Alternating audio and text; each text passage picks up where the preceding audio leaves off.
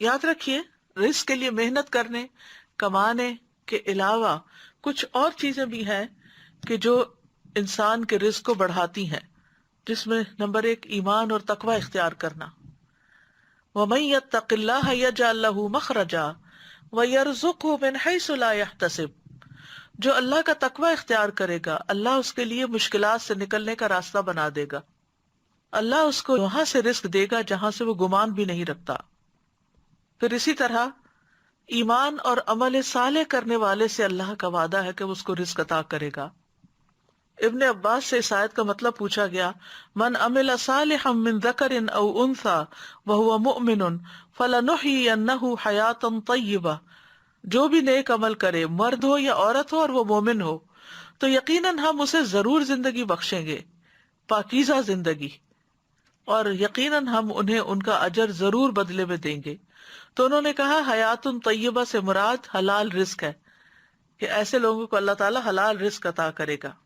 پھر یہ ہے کہ رزق کمانے کے ساتھ ساتھ عبادت کے لیے وقت نکالنا چاہیے، ورنہ فرمایا ابن آدم مجھ سے دور نہ ہو ورنہ میں تیرے دل کو فقر سے اور تیرے ہاتھ کو شغل سے بھر دوں گا. یعنی کام کبھی ختم نہیں ہوگے، عبادت کے لیے بھی وقت نکالو. پھر فرائض کی ادائیگی، پھر اللہ کی اطاعت کرنا. حدیث میں آتا ہے رزق کی تلاش میں میانہ روی اختیار کرو. کہیں ایسا نہ ہو کہ رزق کا مؤخر ہونا تمہیں اس بات پر اکسا دے کہ تم اللہ کی نافرمانیاں کر کے اس کی تلاش میں پڑ جاؤ. یاد رکھو جو کچھ اللہ کے پاس ہے وہ اس کی اطاعت کر کے ہی حاصل کیا جا سکتا ہے. یعنی صرف دنیا کی طرف ہی توجہ نہ ہو بلکہ اللہ کی اطاعت کو بھی نہ بھولو. یاد رکھیں شروع میں ہم نے کہا تھا نا کہ رزق سے مراد صرف کھانا پینا ہی نہیں ہے بلکہ باقی چیزیں بھی ہیں.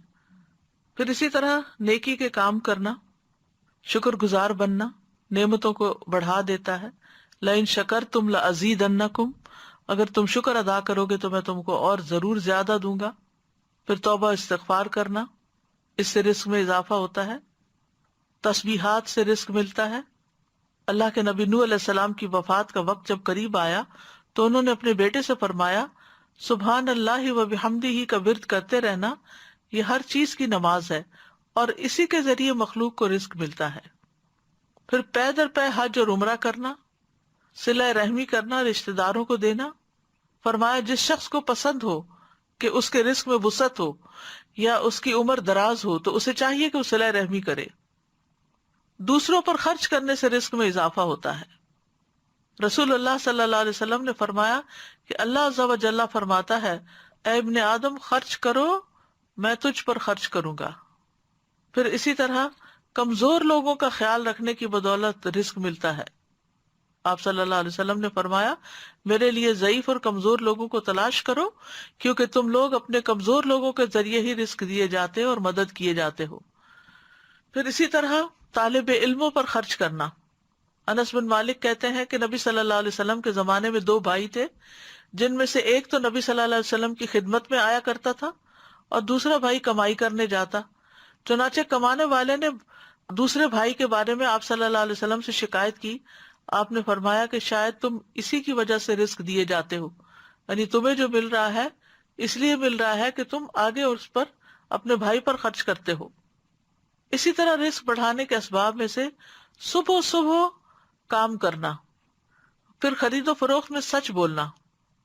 3 لوگوں کا رزق اللہ کے ذمہ ہے، یعنی کہ اللہ تعالیٰ ضامن ہے اگر وہ زندہ ہے تو ان کو رزق دے اور ان کو کافی دے دے، اور مر جائے تو جنت میں داخل کرے.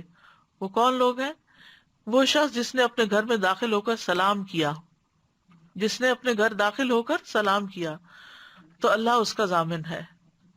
اور وہ شخص جو مسجد کی طرف نکلا اللہ اس کا بھی ضامن ہے. اور وہ شخص جو جہاد میں گیا اللہ اس کا بھی ضامن ہے.